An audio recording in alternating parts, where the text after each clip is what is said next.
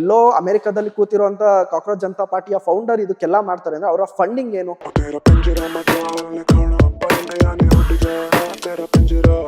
ಆ digital basis followers ಮೇಲೆ ಹೋಗೋದಾಗಿದ್ರೆ ಇವತ್ತು ಕಾಂಗ್ರೆಸ್ ಅಧಿಕಾರದಲ್ಲಿ ಇರಬೇಕಾಗಿತ್ತು ಹೊರತು ಬಿಜೆಪಿ ಅಲ್ಲ.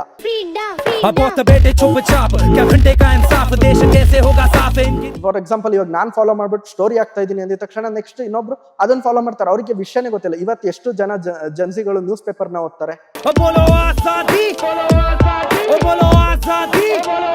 ಇವತ್ತು ನಾನು ಏನೋ ಫ್ರೀ ಪ್ಯಾಲೆಸ್ಟೈನ್ ಅಂತ ಪೋಸ್ಟ್ ಹಾಕ್ಬೋದು. ಆ ಪೋಸ್ಟ್ ಇಂದ ದೇಶದ ಇಂಟರ್ನ್ಯಾಷನಲ್ ರಿಲೇಷನ್ ಮೇಲೆ ಏನು ಎಫೆಕ್ಟ್ ಆಗುತ್ತೆ ಅನ್ನೋದು ಯಾರಿಗೂ ಗೊತ್ತಿಲ್ಲ. ಯಾರೋ ಒಬ್ರು ಸ್ಟೋರಿ ಹಾಕಿದ್ರು, ನಾನ್ ಸ್ಟೋರಿ ಹಾಕಿದ್ದೀನಿ. ಯಾರೋ ಒಬ್ರು ಕಾಕ್ರೋಚ್ ಜನತಾ ಪಾರ್ಟಿನ ಫಾಲೋ ಮಾಡಿದ್ರು, ನಾನ್ ಫಾಲೋ ಮಾಡಿದ್ದೀನಿ. ಇದು ಆಗಿದೆ ಹೊರತು ಯಾರಿಗೂ ಆಕ್ಚುಯಲ್ ಇನ್ಫಾರ್ಮೇಶನ್ ಇಲ್ಲ.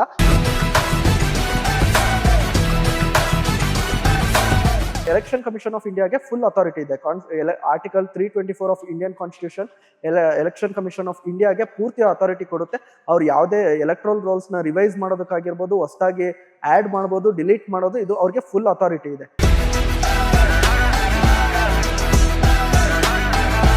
ನೀವು ಒಂದು ಮನೆ ಚೇಂಜ್ ಮಾಡೋದ್ಮೇಲೆ ಇನ್ನೊಂದು ಮನೆಗೆ ಹೋಗೋದ್ಮೇಲೆ ರೇಷನ್ ಕಾರ್ಡ್ನ ಅಪ್ಡೇಟ್ ಮಾಡಿಸ್ಕೊಂತೀರಾ.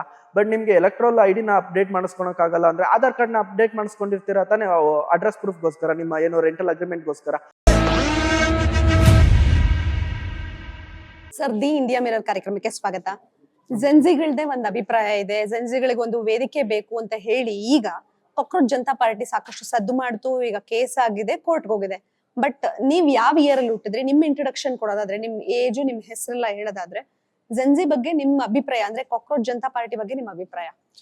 ನಮಸ್ತೆ, ನನ್ನ ಹೆಸರು ಧನುಷ್ ಅಂತ. ನಾನು 2002ರಲ್ಲಿ ಹುಟ್ಟಿರೋದು. ಇವಾಗ ನನಗೆ 24 ವರ್ಷ. ಇವತ್ತಿನ ನಾವು ನೋಡ್ಬೋದು ಕಾಕ್ರೋಚ್ ಜನತಾ ಪಾರ್ಟಿ ಅನ್ನೋದೊಂದು ಮೂಮೆಂಟ್ ರೀತಿ ಇವರು ಪ್ರೊಜೆಕ್ಟ್ ಮಾಡ್ತಾ ಇದ್ದಾರೆ. ಆಕ್ಚುಲ್ ಆಗಿ ಅದು ಮೂಮೆಂಟೇ ಅಲ್ಲ. ಫಸ್ಟ್ ಆಫ್ ಆಲ್ ಹೇಳ್ಬೇಕು ಅಂದ್ರೆ, ಮೂಮೆಂಟ್ ಅನ್ನೋದು ಯಾವ ರೀತಿ ಅನ್ನೋದಕ್ಕೆ ನಮಗೆ ಬೆಸ್ಟ್ ಎಕ್ಸಾಂಪಲ್ ಅಂದ್ರೆ ನಮ್ಮ ಇತಿಹಾಸನ ನೋಡಿದಾಗ ನಮಗೆ ಫ್ಯೂಚರ್ದು ಉತ್ತರ ಸಿಗುತ್ತೆ. ಇತಿಹಾಸದಲ್ಲಿ JP ಮೂವ್ಮೆಂಟ್ ನಡೀತು. ಅಂತಹ ಸಂದರ್ಭದಲ್ಲಿ ಡೆಲ್ಲಿ ಯೂನಿವರ್ಸಿಟಿ ಆಗಿರ್ಬೋದು, JNU ವಿದ್ಯಾರ್ಥಿಗಳಾಗಿರ್ಬೋದು, ಸುಮಾರು ಆಗ ಉತ್ತರ ಭಾರತದ ಭಾಗದಲ್ಲಿ ವಿದ್ಯಾರ್ಥಿಗಳು ಒಂದು ಆಂದೋಲನ ಮಾಡಿ, ಈವನ್ ಎಮರ್ಜೆನ್ಸಿ, ಈ ದೇಶದಲ್ಲಿ ಡೆಮೋಕ್ರಸಿಗೆ ಥ್ರೆಟ್ ಬಂದಂತ ಒಂದು ಸಂದರ್ಭದಲ್ಲಿ ಆಂದೋಲನ ಮಾಡಿ ವಿದ್ಯಾರ್ಥಿಗಳು ಆಗಿರ್ಬೋದು, ಅವತ್ತಿನ ವಿದ್ಯಾರ್ಥಿ ಪರಿಷತ್ ಆಗಿರ್ಬೋದು, ತುಂಬಾ ಸ್ಟ್ರಾಂಗ್ ಆಗಿ ಆ ಮೂಮೆಂಟ್ ಇದನ್ನ ಆಪೋಸ್ ಮಾಡಿ ಎಮರ್ಜೆನ್ಸಿ ಮುಗೀತು. ಅದಾದ ನಂತರ ಒಂದು ನೇಷನ್ ಬಿಲ್ಡಿಂಗ್ ಅಲ್ಲಿ ಹೋಗ್ತಾ ಬಂತು. ಯಾವತ್ತು ನೀವು ದೇಶದಲ್ಲಿ ಜನರಿಗಾಗಿ ಕೆಲಸ ಮಾಡ್ತೀರಾ ಆಗ ಅದೊಂದು ಮೂಮೆಂಟ್ ಆಗುತ್ತೆ ಹೊರತು ನೀವೆಲ್ಲೋ ಯಾವ್ದೋ ದೇಶದಲ್ಲಿ ಕುತ್ಕೊಂಡು ನಾನು ನನ್ನ ಯಾವ್ದೋ ಒಂದು ದೇಶದಲ್ಲಿ ಇಂಡಿಯಾದಲ್ಲಿ ನಾನೇನೋ ಒಂದು ಕ್ರಾಂತಿ ಮಾಡ್ತೀನಿ ಅಂತ ಹೊರಟ್ರೆ ಆ ಕ್ರಾಂತಿಗೆ ಮೂಲ ಏನು, ಉದ್ದೇಶ ಏನು, ಐಡಿಯಾಲಜಿ ಏನು, ನಿಮ್ಮ ಐಡಿಯಾಲಜಿ ಏನು, ಎಲ್ಲಿಂದ ಬಂದಿರೋದು, ನಿಮ್ಮ ಪಾರ್ಟಿ ಯಾವುದು, ಯಾವ ಪಾರ್ಟಿಗೆ ಅಫಿಲಿಯೇಟ್ ಆಗಿದ್ದಾರೆ ಅದ್ರ ಫೌಂಡರು, ಇದ್ರ ಹಿಂದೆ ರಾಜಕೀಯ ಉದ್ದೇಶ ಇದೆ ಹೊರತು ವಿದ್ಯಾರ್ಥಿಗಳನ್ನ ಇವತ್ತಿನ ನೋಡ್ಬೋದು ನೀವು. ಒಂದು ಸೋಷಿಯಲ್ ಮೀಡಿಯಾ ಅಂತ ಬಂದ್ರೆ ನಿಮ್ಗೆ ಬೇಕಾಗಿರೋ ಇನ್ಫಾರ್ಮೇಶನ್ಗಿಂತ 100 ಪಟ್ಟು ಜಾಸ್ತಿ ಮಿಸ್ ಇನ್ಫಾರ್ಮೇಶನ್ಗಳು ಸರ್ಕ್ಯುಲೇಟ್ ಆಗ್ತಾ ಇರುತ್ತೆ. ಅದು ಈವನ್ AI ಜನರೇಟ್ ಆಗಿರ್ಬೋದು, ಇವತ್ತು ನೀವು ನೋಡ್ಬೋದು ಡೀಪ್ ಫೇಕ್ ಯೂಸ್ ಮಾಡ್ಬಿಟ್ಟು ಅಶ್ಲೀಲ ವಿಡಿಯೋಗಳನ್ನ ಮಾಡೋದಾಗಿರ್ಬೋದು. ಈ ರೀತಿ ಅನೇಕ ಒಂದು AI ಜನರೇಟೆಡ್ ಕಂಟೆಂಟ್ಗಳು ಜನರೇಟ್ ಆಗ್ತಾ ಇದೆ.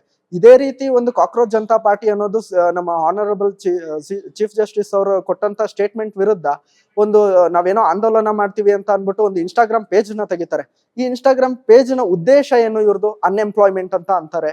ಮತ್ತೆ ದೇಶದಲ್ಲಿ ಹಲವು ಸಮಸ್ಯೆಗಳಿದೆ, ದೇಶನೇ ಒಂದು ಸರಿಯಾದ ರೀತಿಯಲ್ಲಿ ನಡೀತಿಲ್ಲ ಅನ್ನೋದು ಹೇಳ್ತಾರೆ ಇವ್ರುಗಳು. ಇವತ್ತು ದೇಶ ಸರಿಯಾದ ರೀತಿಯಲ್ಲಿ ನಡೀದಲ್ಲೇ ನಮ್ಮ G D P growth rate ಆಗ್ತಾ ಇದೆಯಾ, ಅಥವಾ ಅನ್ಎಂಪ್ಲಾಯ್ಮೆಂಟ್ಗೆ ಇವತ್ತು ನಮ್ಮ ಕೇಂದ್ರ ಸರ್ಕಾರ ಆಗಿರ್ಬೋದು ಯಾವ ಅನೇಕ ಯೋಜನೆಗಳು ತಂದಿದೆ. ಏನಂದ್ರೆ ಸ್ಟಾರ್ಟ್ ಅಪ್ ಇಂಡಿಯಾ ಆಗಿರ್ಬೋದು, ಸ್ಟ್ಯಾಂಡ್ ಅಪ್ ಇಂಡಿಯಾ ಆಗಿರ್ಬೋದು, ಈ ರೀತಿ ಅನೇಕ ಯೋಜನೆಗಳು ಬಂದಿದೆ. ಈಗ ನೀವು ಹೌದು ಗೌರ್ಮೆಂಟ್ ನ ವಿರೋಧಿಸ್ಬೇಕು, ಅದು ಪ್ರತಿಯೊಬ್ಬ ಏನಂದ್ರೆ ಇನ್ ಕೇಸ್ ಏನಾದ್ರು ನಮಗೆ ನಮ್ಮ ಮೂಲಭೂತ ಹಕ್ಕುಗಳು ಸಿಗ್ತಾ ಇಲ್ಲ ಅಥವಾ ಸರ್ಕಾರದಿಂದ ಏನಾದ್ರೂ ಸಮಸ್ಯೆ ಆಗ್ತಾ ಇದೆ ಅಂದ್ರೆ ನಾವು ಗೌರ್ಮೆಂಟ್ ನ ಅಪೋಸ್ ಮಾಡ್ಬೇಕು, ಅದು ಸತ್ಯ. ಬಟ್ ನೀವು ಗೌರ್ಮೆಂಟ್ ನ ಅಪೋಸ್ ಮಾಡಿ ಹೊರತು ದೇಶನ ಅಪೋಸ್ ಮಾಡೋದಂತಲ್ಲ. ದೇಶದ ಇಂಟರ್ನಲ್ ಸೆಕ್ಯೂರಿಟಿ ಆಗಿರ್ಬೋದು, ನ್ಯಾಷನಲ್ ಸೆಕ್ಯೂರಿಟಿಗೆ ಈ ಹೊರದೇಶದಲ್ಲಿ ಕುತ್ಕೊಂಡು ಏನು ಬೇರೆ ಬೇರೆ ಫಂಡಿಂಗ್ ಗಳನ್ನ ಮೂಲಕ ನೀವು ಒಂದು ಇನ್ಸ್ಟಾಗ್ರಾಮ್ ಪೇಜ್ ಮೂಲಕ ಈ ದೇಶದಲ್ಲಿ ದಂಗೆ ಎಬ್ಸೋದಕ್ಕಾಗಲ್ಲ ಅಂತ ನಾನು ಹೇಳ್ತೀನಿ. ಒಂದು ಇನ್ಸ್ಟಾಗ್ರಾಮ್ ಪೇಜ್ ನ ಫಾಲೋ ಮಾಡ್ಬೇಕಾದಾಗ ಆಸ್ ಎ ಸ್ಟೂಡೆಂಟ್ ಏನೆಲ್ಲ ನೋಡ್ತೀರಿ? ಇವತ್ತು ನೀವು ನೋಡ್ಬೋದು ಅಂದ್ರೆ ನಾನು ವೈಯಕ್ತಿಕವಾಗಿ ನಾನು ನೋಡೋದಾದ್ರೆ ನಾನು ಅನೇಕ ನನ್ಗೇನಂದ್ರೆ ಒಂದು ಜಿಯೋ ಪಾಲಿಟಿಕ್ಸ್ ಆಗಿರ್ಬೋದು ಅಥವಾ ಬೇರೆ ಬೇರೆ ನಮ್ಮ ಮಿನಿಸ್ಟ್ರಿ ಇದೆ, ಎಷ್ಟೊಂದು ಸೆಂಟ್ರಲ್ ಗೌರ್ಮೆಂಟ್ ಆಗಿರ್ಬೋದು, ಸ್ಟೇಟ್ ಗೌರ್ಮೆಂಟ್ ಆಗಿದ್ರು, ಬೇರೆ ಬೇರೆ ಮಿನಿಸ್ಟ್ರಿದು ನಿಮ್ಗೆ ಇನ್ಸ್ಟಾಗ್ರಾಮ್ ಅಕೌಂಟ್ಗಳು ಸಿಗುತ್ತೆ. ಅಲ್ಲಿ ಕೂಡ ಏನು ಯೋಜನೆಗಳಾಗ್ತಾ ಇದೆ, ಆ ಮಿನಿಸ್ಟ್ರಿಯಿಂದ ಏನ್ ಕೆಲಸ ಆಗ್ತಾ ಇದೆ, ಈ ರೀತಿ ದೇಶಕ್ಕೆ ಒಂದು ದೇಶದಲ್ಲಿ ಏನೇನ್ ಡೆವಲಪ್ಮೆಂಟ್ಸ್ ಆಗ್ತಾ ಇದೆ ಅನ್ನೋ ಪೇಜ್ಗಳಿದೆ, ಅದನ್ನ ನಾವು ಫಾಲೋ ಮಾಡ್ಬೋದು. ಮತ್ತೆ ಅನೇಕ ನಮಗೆ ಗೊತ್ತಿರೋ ಹಾಗೆ ಇವತ್ತಿನ ನಾವು ಜೆನ್ಸಿಗಳಾಗಿರ್ಬೋದು, ನಾವು ಕ್ರಿಕೆಟ್ ಆಗಿರ್ಬೋದು, ಸ್ಪೋರ್ಟ್ಸ್ ಸೆಲೆಬ್ರಿಟಿಗಳನ್ನ ಇಂಥವ್ರನ್ನ ಫಾಲೋ ಮಾಡ್ತೀವಿ. ನಾವ್ ಇವಾಗ ಫಾಲೋ ಮಾಡ್ತೀವಿ ಅಂದಿದ ತಕ್ಷಣ ನೀವು ನೋಡ್ಬೋದು ಎಷ್ಟೋ ಜನ ಇದುವರೆಗೂ ನಟಿಯರು ಬಂದು ಎಲೆಕ್ಷನ್ ನಿಂತಿದ್ದಾರೆ, ಹಂಗಂತ ಅವ್ರಿಗೆ 50 ಲಕ್ಷ ಜನ, ಕೋಟ್ಯಾಂತರ ಜನ ಫಾಲೋವರ್ಸ್ ಇದ್ದಾರೆ. ಬಟ್ ಅವ್ರು ಇವನ್ ಕೆಲವು ಟೈಮು ಠೇವಣಿನೂ ಉಳಿಸ್ಕೊಳಕ್ಕಾಗಿಲ್ಲ, ಇಂಥ ಒಂದು ಡಿಜಿಟಲ್ ಪ್ಲಾಟ್ಫಾರ್ಮ್ ಇದೆ. ಈಗ ನೀವೇ ಹೇಳಿರೋ ಪ್ರಕಾರ ಎಷ್ಟೋ ಜನ ಫಾಲೋವರ್ಸ್ ಇರೋರೆ ಠೇವಣಿ ಉಳಿಸ್ಕೊಳಕ್ಕಾಗಿಲ್ಲ. ಆದ್ರೆ ಕಾಕ್ರೋಚ್ ಜನತಾ ಪಾರ್ಟಿ ಏನಿದೆ, ದೇಶದಲ್ಲಿ ರಾಷ್ಟ್ರೀಯ ಪಕ್ಷಗಳು ಅಂತ ಏನಿವೆ ಅದಕ್ಕಿಂತ ಜಾಸ್ತಿ ಫಾಲೋವರ್ನ ಉಂಟು. ಇದು ಆರ್ಗ್ಯಾನಿಕ್ ಅಂತ ಅನ್ಸುತ್ತೆ. ಈ ರೀತಿ ಒಂದು ವಿಷಯನ ನೋಡೋದಾದ್ರೆ ನೀವು ಫಾರ್ ಎಕ್ಸಾಂಪಲ್ ನಾನು ಪಾರ್ಟಿಯ ಹೆಸರುಗಳನ್ನ ತಗೋಬೇಕು ಅಂತ ಬಂದ್ರೆ, ಭಾರತೀಯ ಜನತಾ ಪಾರ್ಟಿಗೆ ಸುಮಾರು 8 ಮಿಲಿಯನ್ ಫಾಲೋವರ್ಸ್ ಇದ್ದಾರೆ. ಅದೇ ರೀತಿ ಇಂಡಿಯನ್ ನ್ಯಾಷನಲ್ ಕಾಂಗ್ರೆಸ್ಗೆ ಬಂದ್ರೆ ಸುಮಾರು 11.9 ಮಿಲಿಯನ್ ಫಾಲೋವರ್ಸ್ ಇದ್ದಾರೆ. ಸೊ ನಾವೀಗ ನೋಡೋದಾದ್ರೆ ಇವತ್ತಿನ ಪ್ರಸ್ತುತ ಪರಿಸ್ಥಿತಿಯಲ್ಲಿ ಡಿಜಿಟಲ್ ಯುಗದಲ್ಲಿ ಆ ಡಿಜಿಟಲ್ ಬೇಸಿಸ್ ಫಾಲೋವರ್ಸ್ ಮೇಲೆ ಹೋಗೋದಾಗಿದ್ರೆ ಇವತ್ತು ಕಾಂಗ್ರೆಸ್ ಅಧಿಕಾರದಲ್ಲಿ ಇರ್ಬೇಕಾಗಿತ್ತು ಹೊರತು ಬಿಜೆಪಿ ಅಲ್ಲ. ಮತ್ತೆ ಅದಾದ ನಂತರ ನೀವು ಒಂದು ಇನ್ಸ್ಟಾಗ್ರಾಮ್ ಪೇಜ್ ಅಲ್ಲಿ ನಾನು ಫಾಲೋವರ್ಸ್ ಗಳಿಸೋದ್ರಿಂದ ನಾನು ನಾಳೆ ದಿನ ಸರ್ಕಾರ ಸ್ಥಾಪಿಸ್ತೀನಿ ಅಥವಾ ಈ ದೇಶದಲ್ಲಿ ಏನೋ ಮಾಡ್ತೀನಿ ಅಂದ್ರೆ ಸಾಧ್ಯ ಇಲ್ಲ. ಯಾಕಂದ್ರೆ ಇವತ್ತು ನಾವು ನೋಡ್ಬೋದು ಎಷ್ಟೋ ಕ್ರಿಕೆಟ್ ಸೆಲೆಬ್ರಿಟಿಗಳಿಗಾಗಿರ್ಬೋದು ಅಥವಾ ಯಾರೋ ನಟಿಯರಿಗೆ ತುಂಬಾ ಜನ ಫಾಲೋವರ್ಸ್ ಇದ್ದಾರೆ. ಹಂಗ ಅಂದಿದ ತಕ್ಷಣ ಅವ್ರು ಬಂದು ನಾಳೆ ದಿನ ಇಲ್ಲಿ ಎಲೆಕ್ಷನ್ ನಿಂತಿದ ತಕ್ಷಣ ಗೆಲ್ತಾರೆ ಅಂತಲ್ಲ. ಮತ್ತೆ ಇನ್ನೊಂದು ನೀವು ಫಾಲೋವರ್ಸ್ ಜಾಸ್ತಿ ಮಾಡೋದಲ್ಲ ಉದ್ದೇಶ, ಅಲ್ಲಿ ಆಕ್ಚುಯಲ್ ಸಮಸ್ಯೆ ಏನಿದೆ ಈ ದೇಶದಲ್ಲಿ ಅದು ಸಾಲ್ವ್ ಆಗ್ಬೇಕಾಗಿರೋದು. ಇವತ್ತಿನ ಜನ್ಸಿಗಳು ನಾವು ಯಾವ್ದನ್ನು ನೋಡ್ದಲೆ ರ್ಯಾಂಡಮ್ ಆಗಿ ಯಾವುದೇ ಪೇಜ್ ಒಂದು ಏನು ಸಮೂಹ ಸನ್ನಿ ಅನ್ನೋ ಒಂದು ವರ್ಡ್ ಇದೆಯಲ್ಲ ಕನ್ನಡದಲ್ಲಿ, ಅದನ್ನ ಅದೇ ರೀತಿ ಆಗಿದೆ. ಏನಂದ್ರೆ ಫಾರ್ ಎಕ್ಸಾಂಪಲ್ ಇವಾಗ ನಾನ್ ಫಾಲೋ ಮಾಡ್ಬಿಟ್ಟು ಸ್ಟೋರಿ ಆಗ್ತಾ ಇದೀನಿ ಅಂದಿದ ತಕ್ಷಣ ನೆಕ್ಸ್ಟ್ ಇನ್ನೊಬ್ರು ಅದನ್ನ ಫಾಲೋ ಮಾಡ್ತಾರೆ. ಅವರಿಗೆ ವಿಷಯನೇ ಗೊತ್ತಿಲ್ಲ. ಇವತ್ತು ಎಷ್ಟು ಜನ ಜನ್ಸಿಗಳು ನ್ಯೂಸ್ ಪೇಪರ್ನ ಓದ್ತಾರೆ, ಎಷ್ಟು ಜನ ಟಿವಿ ನ್ಯೂಸ್ ಚಾನೆಲ್ಗಳನ್ನ ನೋಡ್ತಾರೆ, ಆಕ್ಚುಯಲ್ ಇನ್ಫಾರ್ಮೇಶನ್ಗಳು ಎಷ್ಟು ಜನಕ್ಕೆ ಹೋಗ್ತಾ ಇದೆ. ಮತ್ತೆ ಇವತ್ತು ಎಷ್ಟೋ ಜನಕ್ಕೆ ಜಿಯೋ ಪಾಲಿಟಿಕ್ಸ್ ಅಂದ್ರೆ ಏನು ಅಂತ ಗೊತ್ತಿಲ್ಲ, ದೇಶದ ಎಕನಾಮಿ ಅಂದ್ರೆ ಏನು ಅಂತ ಗೊತ್ತಿಲ್ಲ. ಇವತ್ತು ನಾನು ಏನೋ ಫ್ರೀ ಪ್ಯಾಲೆಸ್ತೈನ್ ಅಂತ ಪೋಸ್ಟ್ ಹಾಕ್ಬೋದು, ಆ ಪೋಸ್ಟ್ ಇಂದ ದೇಶದ ಇಂಟರ್ನ್ಯಾಷನಲ್ ರಿಲೇಷನ್ ಮೇಲೆ ಏನು ಎಫೆಕ್ಟ್ ಆಗುತ್ತೆ ಅನ್ನೋದು ಯಾರಿಗೂ ಗೊತ್ತಿಲ್ಲ. ಯಾರೋ ಒಬ್ರು ಸ್ಟೋರಿ ಹಾಕಿದ್ರು ನಾನ್ ಸ್ಟೋರಿ ಹಾಕಿದ್ದೀನಿ, ಯಾರೋ ಒಬ್ರು ಕಾಕ್ರೋಚ್ ಜನತಾ ಪಾರ್ಟಿನ ಫಾಲೋ ಮಾಡಿದ್ರು ನಾನ್ ಫಾಲೋ ಮಾಡಿದ್ದೀನಿ. ಇದು ಆಗಿದೆ ಹೊರತು ಯಾರಿಗೂ ಆಕ್ಚುಯಲ್ ಇನ್ಫಾರ್ಮೇಶನ್ ಇಲ್ಲ. ಈ ದೇಶಕ್ಕೆ ಆಕ್ಚುಯಲ್ ಪ್ರಾಬ್ಲಮ್ ಏನಿದೆ ಅದನ್ನ ಯಾರು ಅಡ್ರೆಸ್ ಮಾಡ್ತಿಲ್ಲ. ಎಲ್ಲರೂ ಇಲ್ಲಿ ಅವರವರ ವೈಯಕ್ತಿಕ ರಾಜಕೀಯ ಲಾಭಕ್ಕಾಗಿ ಈ ಕಾಕ್ರೋಚ್ ಜನತಾ ಪಾರ್ಟಿಯನ್ನ ಯೂಸ್ ಮಾಡ್ಕೊಂತ ಇದ್ದಾರೆ. ಕಾಕ್ರೋಚ್ ಜನತಾ ಪಾರ್ಟಿಯ ಮೇನ್ ಅಜೆಂಡಾ ಒಂದು ನೀಟ್ ಪರೀಕ್ಷೆ ಇರಬಹುದು, ಮತ್ತೊಂದು ನಿರುದ್ಯೋಗ, ಎರಡೂ ಸಮಸ್ಯೆ ಹೇಳ್ತಿದ್ದಾರೆ. ನಿಜವಾಗ್ಲು ಅಂಕಿ ಅಂಶಗಳು ನೋಡಿದ್ರೆ ನೀವು ಇನ್ನೊಂದ್ ಸ್ವಲ್ಪ ದಿವಸದಲ್ಲಿ ಉದ್ಯೋಗವನ್ನ ಅರಸಿ ಹೋಗಲೇಬೇಕು. ನೀವ್ ಹೇಳಿದ್ರಿ ಪೇಪರ್ಸ್ ಎಲ್ಲ ನಾನು ರೆಫರ್ ಮಾಡ್ತೀನಿ ಎಲ್ಲ ಮಾಡ್ತೀನಿ ಅಂತಾದ್ರೆ, ಇದರ ಬೇಸಿಸ್ ಮೇಲೆ ಹೇಳೋದಾದ್ರೆ ದೇಶದಲ್ಲಿ ಅಭಿವೃದ್ಧಿ ಇದೆಯಾ ಕಳೆದ 10 ವರ್ಷಗಳಲ್ಲಿ? ಜೊತೆಗೆ ಉದ್ಯೋಗದ ವಿಚಾರವಾಗಿ ಮಾತಾಡೋದಾದ್ರೆ ಯಾವ ರೀತಿ ಇದೆ? ಮೊದಲನೇದಾಗಿ ಏನು ಕಾಕ್ರೋಚ್ ಜನತಾ ಪಾರ್ಟಿಯವರು ನೀಟ್ ವಿಚಾರವನ್ನ ತಗೊಂತಾ ಇದ್ದಾರೆ. ಮೊನ್ನೆ ಮೇ 3ರಂದು ನಡೆದಂತ ನೀಟ್ ಪರೀಕ್ಷೆಯ ಪ್ರಶ್ನೆ ಪತ್ರಿಕೆ ಲೀಕ್ ಆಗಿತ್ತು. ಅದು ಗೊತ್ತಾದ ನಂತರ NTA ಅದನ್ನ ಕ್ಯಾನ್ಸಲ್ ಮಾಡಿ ರೀ ಎಕ್ಸಾಮ್ ಆರ್ಡರ್ ಮಾಡ್ತಾರೆ. ಪ್ರತಿಯೊಂದು ಆಯ್ತು. ಇದರಲ್ಲಿ ಇವರ ಒಂದು ಸ್ಟ್ಯಾಂಡ್ ಏನಂದ್ರೆ ನೀಟ್ ಎಕ್ಸಾಮ್ ಪೇಪರ್ ಲೀಕ್ ಆಗಿದ್ದಕ್ಕೆ ಕಾರಣ ಯಾರು ಅನ್ನೋದನ್ನ ಅವರು ಪ್ರಶ್ನೆ ಕೇಳ್ತಿಲ್ಲ. ಡೈರೆಕ್ಟ್ ಆಗಿ ನೀವು ಅದರ ಏನು ಎಜುಕೇಶನ್ ಮಿನಿಸ್ಟರ್ ಅವರು ರೆಸಿಗ್ನೇಷನ್ ಕೇಳ್ತಿದ್ದೀರಾ. ಪ್ರತಿಯೊಂದಕ್ಕೂ ನೀವು ರೆಸಿಗ್ನೇಷನ್ ಕೇಳ್ತಾ ಕೂತ್ರೆ ರೆಸಿಗ್ನೇಷನ್ ಪರ್ಮನೆಂಟ್ ಸೊಲ್ಯೂಷನ್ ಅಲ್ಲ ಎಲ್ಲದಕ್ಕೂ. NTA ಕಂಡಕ್ಟ್ ಮಾಡಿದ್ದದು, ಅದೇ NTA ನಿಮ್ಗೆ JEE ಮೇನ್ಸ್ ಕೂಡ ಕಂಡಕ್ಟ್ ಮಾಡಿತ್ತು. ಧರ್ಮೇಂದ್ರ ಪ್ರಧಾನ್ ಇಡೀ ದೇಶಕ್ಕೆ ಎಜುಕೇಶನ್ ಮಿನಿಸ್ಟರ್, ಅವರ ಇದು ಅಂಡರ್ ಅಲ್ಲಿ ಕಂಡಕ್ಟ್ ಆದಂತ JEE ಮೀನ್ಸ್ ಇದುವರೆಗೂ ಕೂಡ ಯಾವ್ದು ಲೀಕ್ ಆಗಿಲ್ಲ. ಹಂಗಂದಿದ ತಕ್ಷಣ ನಾವು ನೀಟ್ ಪರೀಕ್ಷೆ ಕ್ವಶನ್ ಪೇಪರ್ ಲೀಕ್ ಆಗಿರೋದನ್ನ ಡಿಫೈನ್ ಮಾಡೋದಕ್ಕಲ್ಲ, ಅದು ಅಬ್ಸಲ್ಯೂಟ್ಲಿ ಅದು ತಪ್ಪು, ಅದು ಅಪರಾಧ ಆಗಿದೆ. ಇದು ಅಪರಾಧಕ್ಕೆ ಯಾರು ಹೊಣೆ? ಇದನ್ನ ನಾವು ತನಿಖೆ ಮಾಡ್ಬೇಕಾಗುತ್ತೆ. NTA ಅಧಿಕಾರಿ ಸುಮಾರು 2016ರಲ್ಲಿ Karnataka PUC board question paper leak ಆಯ್ತು. ಆ ಸಂದರ್ಭದಲ್ಲಿ ಗೌರ್ಮೆಂಟ್ ಯಾರು ತಪ್ಪಿಸ್ತಾರೋ ಅಂತ ಫೈಂಡ್ ಔಟ್ ಮಾಡಿ ಅವ್ರಿಗೇನು ಶಿಕ್ಷೆ ಆಗ್ಬೇಕೋ ಅದಾಯ್ತು. ಅದಾದ ನಂತರ ನಾವು ನೋಡ್ಬೋದು ಕರ್ನಾಟಕ PU ಬೋರ್ಡ್ ಅಲ್ಲಿ ಯಾವುದೇ ರೀತಿಯಾದಂತ ಪ್ರಶ್ನೆ ಪತ್ರಿಕೆಗಳು ಲೀಕ್ ಆಗಿಲ್ಲ. ಇದಾದ ನಂತರ ನೆಕ್ಸ್ಟ್ ಕ್ವಶನ್ ಏನಂದ್ರೆ ಅನ್ಎಂಪ್ಲಾಯ್ಮೆಂಟ್ ಬಗ್ಗೆ. ಅನ್ಎಂಪ್ಲಾಯ್ಮೆಂಟ್ ಇವತ್ತು ನಮ್ಮ ಏನು ಒಂದು ಪಾಪ್ಯುಲೇಷನ್ ಒಂದು ಸ್ಟಡಿಲಿ ರೈಸ್ ಆಗ್ತಾ ಇದೆ. ಈ ಸ್ಟಡಿಲಿ ರೈಸ್ ಆಗೋ ತಕ್ಕನಾಗಿ ಎಂಪ್ಲಾಯ್ಮೆಂಟ್ ಡಿಮ್ಯಾಂಡ್ ಆಪರ್ಚುನಿಟಿಗಳು ಕ್ರಿಯೇಟ್ ಆಗುತ್ತೆ. ಕೇಂದ್ರ ಸರ್ಕಾರ ಕಳೆದ ಒಂದು 10-15 ವರ್ಷದಲ್ಲಿ ಅನೇಕ ಯೋಜನೆಗಳು ತಂದಿದೆ. ಏನಂದ್ರೆ ಯುವಕರಿಗೆ, ನಿರುದ್ಯೋಗಿ ಯುವಕರಿಗೆ ಏನೋ ಒಂದು ನಾನು ಆಂಟರ್ಪ್ರಿನರ್ ಆಗಬೇಕು ಅಥವಾ ನನ್ನಲ್ಲಿ ಐಡಿಯಾ ಇದೆ ಅಂತ ಸಂದರ್ಭದಲ್ಲಿ ಸ್ಟ್ಯಾಂಡ್ ಅಪ್ ಇಂಡಿಯಾ ಅನ್ನೋ ಒಂದು ಯೋಜನೆ ತಂದಿದೆ. ಅಲ್ಲಿ ನಿಮ್ಗೆ ಇನಿಷಿಯಲ್ ಅಮೌಂಟ್ ಬೇಸಿಕ್ ಏನಿದೆ ನಿಮ್ಮ ಐಡಿಯಾಸ್ಗೆ ಫಂಡಿಂಗ್ ಆಗುತ್ತೆ. ಮತ್ತೆ ಬ್ಯಾಕ್ವರ್ಡ್ ಕ್ಲಾಸಸ್ ಮತ್ತೆ ಶೆಡ್ಯೂಲ್ಡ್ ಕ್ಲಾಸ್ ಮತ್ತೆ ಶೆಡ್ಯೂಲ್ಡ್ ಟ್ರೈಬ್ ವ್ಯಕ್ತಿಗಳಿಗೆ ನೀವೇನಾದ್ರೂ ಬಿಸ್ನೆಸ್ ಸ್ಟಾರ್ಟ್ ಮಾಡ್ತೀನಿ ಅಂದ್ರೆ ಸ್ಟ್ಯಾಂಡ್ ಅಪ್ ಇಂಡಿಯಾ ಅನ್ನೋ ಒಂದು ಯೋಜನೆ ಇದೆ. ಅದಾದ ನಂತರ ಅನೇಕ ನಮ್ಮ ಒಂದು ಏನು ಮಿನಿಸ್ಟ್ರಿಗಳಲ್ಲಿ ಏನೇನು ಬೇರೆ ಬೇರೆ ಉದ್ಯೋಗಗಳು ಖಾಲಿ ಇರುತ್ತೆ ಅದನ್ನ ಭರ್ತಿ ಮಾಡೋದಕ್ಕೆ ರೋಜ್ಗಾರ್ ಮೇಳ ಅಂತ ಒಂದು ಪ್ರತಿ ತಿಂಗಳು ಕೇಂದ್ರ ಸರ್ಕಾರ ಇದ್ ಮಾಡುತ್ತೆ. ರೀಸೆಂಟ್ ಆಗಿ ಮೊನ್ನೆ ಕೂಡ ಸುಮಾರು 51,000 ಜನಕ್ಕೆ ಅದನ್ನ ಆಫರ್ ಲೆಟರ್ ಡಿಸ್ಟ್ರಿಬ್ಯೂಷನ್ ಮಾಡಿದ್ದಾರೆ. ಸೊ ನಿಮ್ ಪ್ರಕಾರ ಅಭಿವೃದ್ಧಿ ಆಗ್ತಾ ಇದೆ? ಆ ದೇಶದಲ್ಲಿ ಅಭಿವೃದ್ಧಿ ಆಗ್ತಾ ಇದೆ, ದೇಶದ ಅಭಿವೃದ್ಧಿ ಆಗ್ತಾ ಇಲ್ಲ ಅನ್ನೋದಕ್ಕೆ ಯಾವುದೇ ರೀತಿಯಾದಂತ ಕಾಣ್ತಿಲ್ಲ ನಮ್ಗೆ. ಯಾಕಂದ್ರೆ GDP ಗ್ರೋತ್ ಆಗ್ತಾ ಇದೆ, ಇಂಟರ್ನ್ಯಾಷನಲ್ ರಿಲೇಷನ್ಸ್ ಗಳು ಬೆಟರ್ ಆಗ್ತಾ ಇದೆ. ಇಂತಹ ಒಂದು ಯುದ್ಧದ ವಾತಾವರಣದಲ್ಲೂ ಕೂಡ ನಮಗೆ ನಮ್ಮ ದಿನನಿತ್ಯದ ಬಳಕೆ ಹೌದು ಏನು ಪ್ರೈಸ್ ಜಾಸ್ತಿ ಆಗ್ತಾ ಇದೆ ಪ್ರತಿಯೊಂದು, ಬಟ್ ಬೇರೆ ದೇಶಕ್ಕೆ ಕಂಪೇರ್ ಮಾಡಿದ್ರೆ ನಮ್ದು ಜಾಸ್ತಿ ಆಗ್ತಾ ಇಲ್ಲ. ಮತ್ತೆ ಕೋವಿಡ್ ಸಂದರ್ಭದಲ್ಲೂ ಕೂಡ ಭಾರತ ತನ್ನ ಒಂದು ಏನು ಅಸ್ತಿತ್ವವನ್ನು ಉಳಿಸ್ಕೊಂಡು ಇವತ್ತು ಒಂದು GDP ಮೇಂಟೈನ್ ಮಾಡ್ಕೊಂಡು ಬರ್ತಾ ಇದೆ.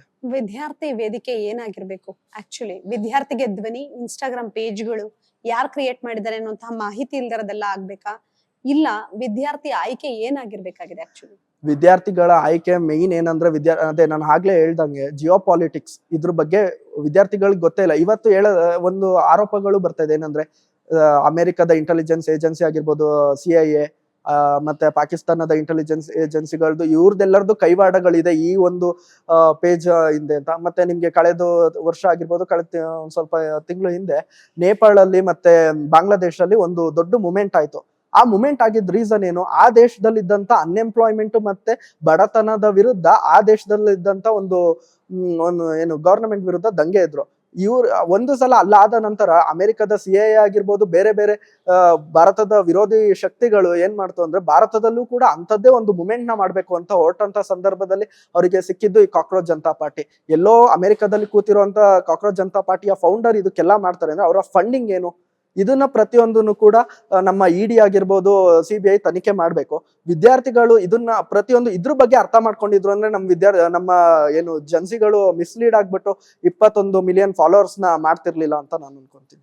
ದೇಶದಲ್ಲಿ ಮತ್ತೊಂದು ಬದಲಾವಣೆ ಅಂದ್ರೆ ಮತ್ತೊಂದು ಹಂತದಲ್ಲಿ ಚರ್ಚೆ ನಡೀತಿರೋ ವಿಚಾರ ಅಂತ ಹೇಳಿದ್ರೆ SIR, special intensive revision.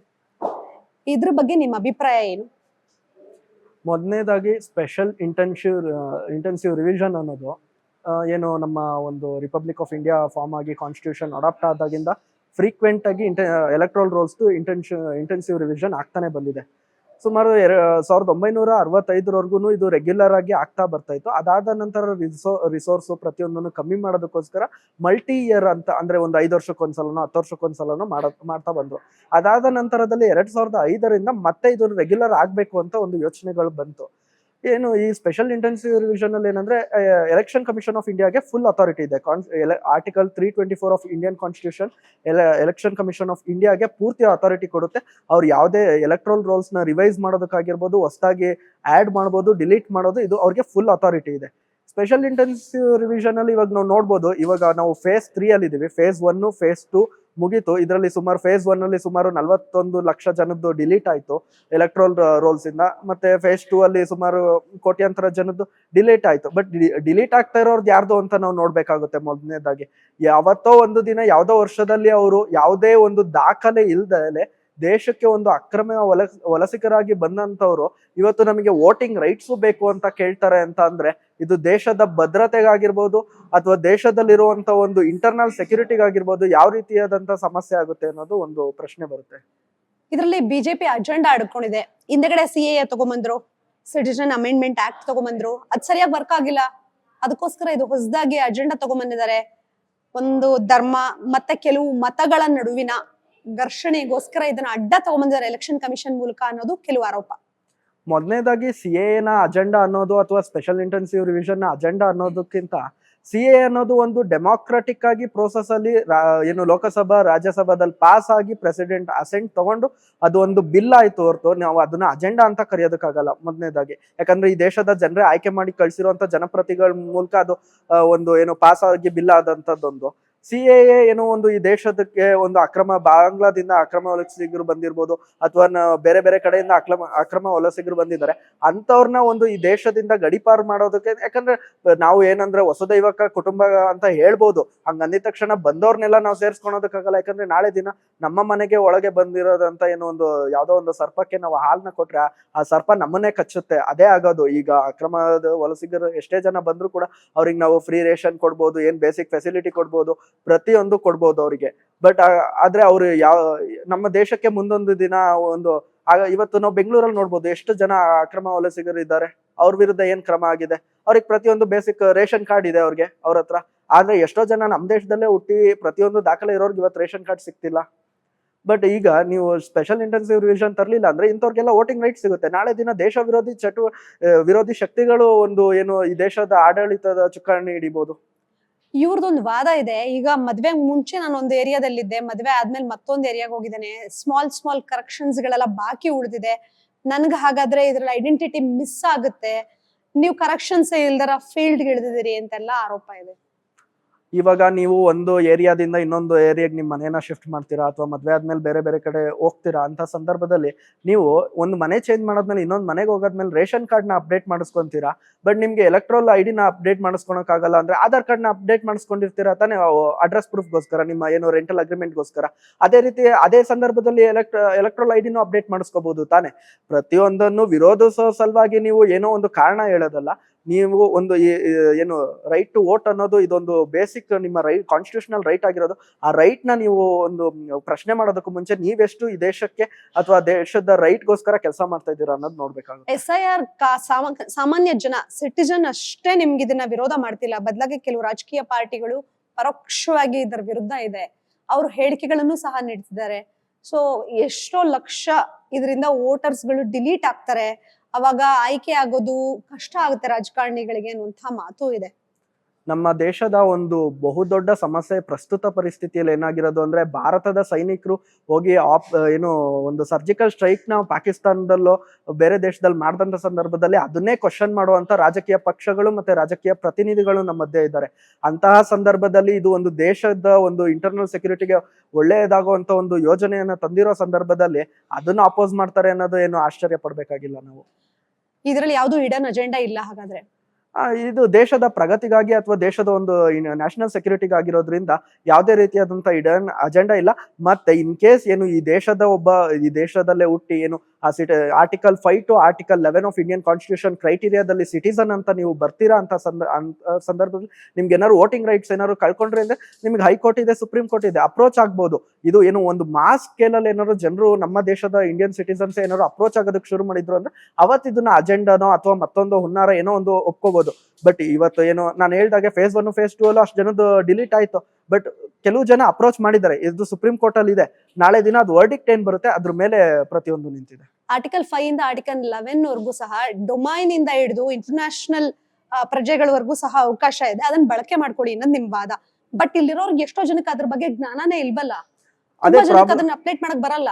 Problem ಏನಾಗ್ತಾ ಇದೆ ಅಂದ್ರೆ ಫಸ್ಟ್ SIR ನ ಹಿಸ್ಟ್ರಿ ಏನು, ಅದು ಯಾವ ರೀತಿ ಯಾವ ಹಿಂದಿನ ಗೌರ್ಮೆಂಟ್ಗಳು ಕೂಡ ಇವತ್ ಪ್ರೆಸೆಂಟ್ ಇರೋ ಗೌರ್ಮೆಂಟ್ ಇವತ್ತು SIR ನ ತಂದಿಲ್ಲ. ಹಿಂದೆ ಬೇರೆ ಬೇರೆ ಪಾರ್ಟಿಗಳಿತ್ತು, ಬೇರೆ ಬೇರೆ ಪಾರ್ಟಿಗಳು ಸೆಂಟ್ರಲ್ ಗೌರ್ಮೆಂಟ್ ಅಲ್ಲಿ ಅಧಿಕಾರ ಇದ್ದಾಗ್ಲೂ ಅವರು SIR ನ ಬಳಸಿದ್ದಾರೆ. ಅವತ್ತು ನೀವು ಬೆಳೆಸಿದಾಗ ದೇಶದ ಜನರಿಗೆ ಸಮಸ್ಯೆ ಆಗ್ಲಿಲ್ಲ, ಬಟ್ ಇವತ್ತು ಸಮಸ್ಯೆ ಆಗ್ತಾ ಇದೆ ಅನ್ನೋದು ಅವ್ರದ್ದು ಮಂಡುವಾದ ಅಂತ ಹೇಳ್ಬೋದು. Thank you sir. Thank you.